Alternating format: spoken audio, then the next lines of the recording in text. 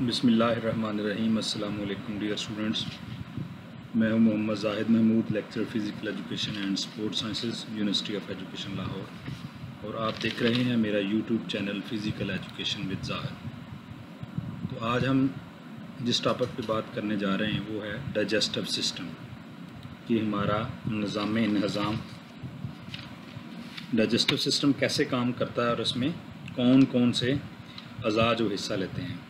खुराक का मुंह में दाखिल होने से लेकर जुज़्वे बदन बनने तक, यानी कि आपकी जिस्म में खुराक की शक्ल में, डाइट की शक्ल में, एनर्जी की शक्ल में तब्दील होने तक के सारे अमल को निज़ाम कहते हैं।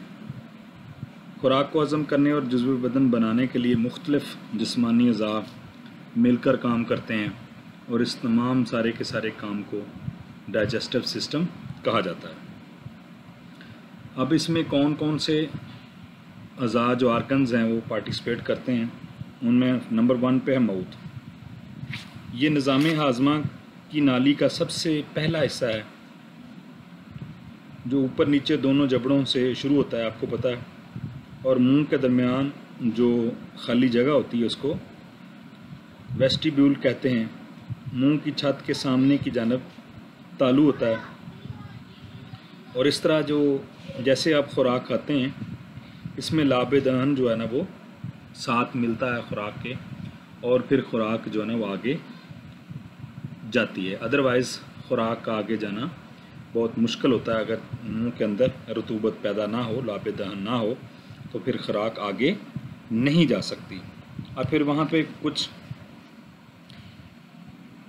स्लेवली ग्लैंड्स भी हैं, वो सबसे बड़े गदूद हैं ये, और ये सार कान के नीचे और सामने की तरफ पाया जाता है, और इनकी रतूबत एक नाली दूसरी नाली के ज़रिए निकलती है। यानी मुंह के अंदर से भी आपसे कोई हार्मोन्स स्लेवरी ग्लैंड जो हैं वो खारिज करते हैं, जिससे खुराक के हाजमे का अमल आसान हो जाता है। यानी वो ग़िज़ा को हज़म करने में मदद देते हैं, चबाने में मदद देते हैं, उसको छोटा छोटा करने में मदद देते हैं, ग़िज़ा को तर कर देते हैं और इसका जायका महसूस होता है, ज़ुबान और मुंह को तर रखते हैं और बोलने में भी आसानी रहती है। ये जो सलाइवा जो होता है इसके ये फंक्शंस हैं। आगे आती है ज़बान, टोंग। ज़बान एक उज़लाती उज़्व है, इस पर छोटे छोटे दाने नुमा उभार होते हैं जिन्हें टेस्ट बर्ड्स कहा जाता है। इन्हीं की बदौलत हमें खुराक का जायका कड़वा या मीठा महसूस होता है। ज़ुबान का काम खुराक को मुंह में अलटना पलटना और इसका नवाला बनाना होता है। तो आपको पता है लाखों की तादाद में टेस्ट बर्ड्स हैं जो कि आपकी जो भी आप चीज़ खाते हैं, खट्टी है, मीठी है, तुरश है, नमकीन है, कड़वी है, जिस तरह का भी उसका जायका है, तुरश है, तो वो टेस्ट बर्ड्स ही होते हैं जो कि इस टेस्ट को महसूस करते हैं। थर्ड वन, टीथ, दांतों का क्या किरदार है। इनसे हम खुराक को काटते हैं, चबाते हैं। इनके अलावा दांत बात करने में भी मदद देते हैं और इंसानी हुस्न को भी बढ़ाते हैं। इंसान के मुंह में लगभग 32 दांत होते हैं, नौजवान के मुंह में। छोटे बच्चों में कम होते हैं, विजडम टूथ आने के बाद इनकी तादाद पूरी हो जाती है। तो अगर डाइजेस्टिव सिस्टम में हम देखें तो दांतों का काम खुराक को छोटे छोटे टुकड़ों और पीसेस में तब्दील करना है ताकि वो हाजमे के लिए काबिल हो सके। उसके बाद आ जाता जी फेरेंक्स, हलक। इसमें 7 सुराख होते हैं। इसमें हवा की नाली भी होती है और खुराक की नाली भी होती है, और इनके ऊपर एक ढकना सा होता है जिसे एपिग्लोटिस कहते हैं, जो वक्त ज़रूरत इसका मुंह ढांपता और खुला रखता है। ज़ाहिर सी बात है जब आप खुराक खाते हैं तो ये सांस वाली नाली के ऊपर आ जाता है, लेकिन अनफॉर्चुनेटली अगर कहीं ऐसा ना हो कि जब आप खुराक खाते हुए ये सांस की नाली के ऊपर ना हो, तो अगर खुराक का एक ज़र्रा भी सांस वाली नाली में चला जाए तो फ़ौरन रिएक्ट करती है और बाहर फेंकती है, जिसको हम पंजाबी ज़बान में कहते हैं कि उथू लग गया। तो यानी इट मीन्स कि खुराक सांस की नाली में अगर खुराक का ज़र्रा चले जाएगा तो उसको फिल फॉर वो बाहर निकाल देगी। तो एपिग्लोटिस का काम ही यही है कि वो जब आप खाना खा रहे होते हैं तो वो सांस की नाली के ऊपर आ जाता है वो ढकना, और जब आम रूटीन में होता है तो फिर वो खुराक की नाली के ऊपर होता है कि आप सांस ले रहे होते हैं। अब यहाँ आगे लिखा भी हुआ एसोफेगस, ये उजलाती नाली है, तकरीबन 25 सेंटीमीटर लंबी होती है।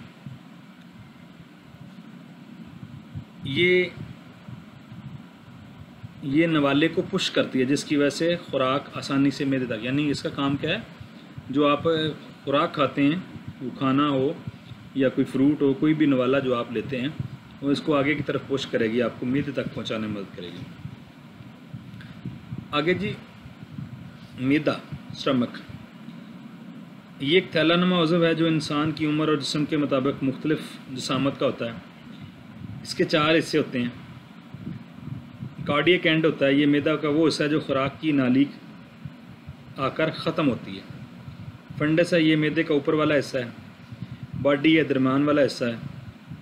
पाइलोरिक एंड होता है, ये मैदे का निचले वाला हिस्सा होता है, यानी निचले वाले हिस्से को पाइलोरिक एंड बोलते हैं। तो यहाँ जब खुराक मैदे में पहुँच जाती है तो वहाँ मैदे के अंदर भी बहुत सारे, इसके अंदर मैदा एक जूस खारिज करता है जिसको गैस्ट्रिक जूस कहते हैं, और ये खुराक की तोड़ फोड़ में मदद देता है और इससे खुराक आसानी से हजम हो जाती है।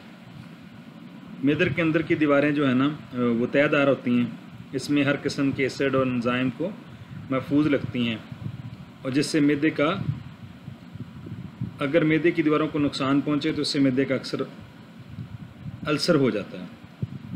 अगर स्मॉल इंटेस्टाइन, अगर हम देखें तो स्मॉल इंटेस्टाइन वो हिस्सा है डाइजेस्टिव सिस्टम का जहाँ सबसे ज़्यादा डाइजेशन का अमल होता है, यानी खुराक मैदे में थोड़ी देर के लिए रहती है और उसके बाद जो छोटी आंत स्मॉल इंटेस्टाइन के अंदर चली जाती है, और वहाँ ज़्यादातर कार्बोहाइड्रेट्स, फैट्स वगैरह का इंतज़ाम भी वहीं पे ही होता है। और इस छोटी आंत के 3 हिस्से हैं। सबसे पहले वाला जो हिस्सा है उसको जिजोनियम बोलते हैं, और उससे दरमियान वाला जो हिस्सा है उसको ड्यूडियम बोलते हैं, और एंड वाला जो हिस्सा है छोटी आंत का उसको इलियम बोलते हैं। इसके बाद है जी बड़ी आंत। अब बड़ी आंत की लंबाई 180 मीटर होते हैं। इसमें इंजज़ाब का अमल होता है और फुजला काफ़ी हद तक खुश्क और ठोस हो जाता है, और ये लंबी आंत का पहला हिस्सा कैक्यूम कहलाता है, और छोटी आंत का आखिरी हिस्सा इलियम के साथ मिलकर इलियोकैकिल जंक्शन बनाता है। ज़ाहिर सी बात है, जब वो उसका आखिरी हिस्सा और इसका पहले वाला हिस्सा मिलता है तो एक किस्म का जॉइंट बनता है, और बड़ी आंत से जो गैर ज़रूरी मादे हैं वो जिस्म से खारिज होते हैं। उसके बाद है जी लिवर, जिगर। जिगर एक बहुत बड़ा उज़्व है जो फेफड़ों के बिल्कुल नीचे वाक़ होता है। ये खून को साफ़ और रेगुलेट करता है।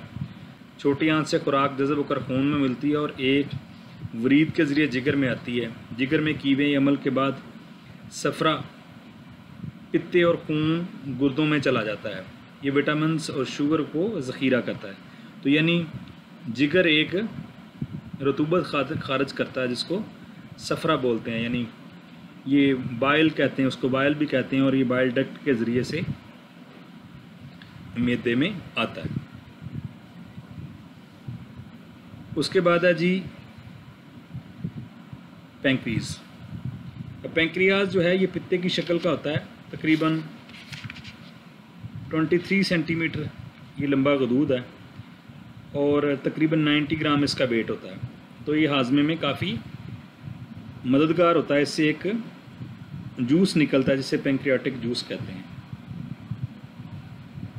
इस जूस में मुख्तलिफ खामरे वगैरह होते हैं, नशास्ता यानी कार्बोहाइड्रेट्स, प्रोटीन्स और फैट पर असरअंदाज होते हैं।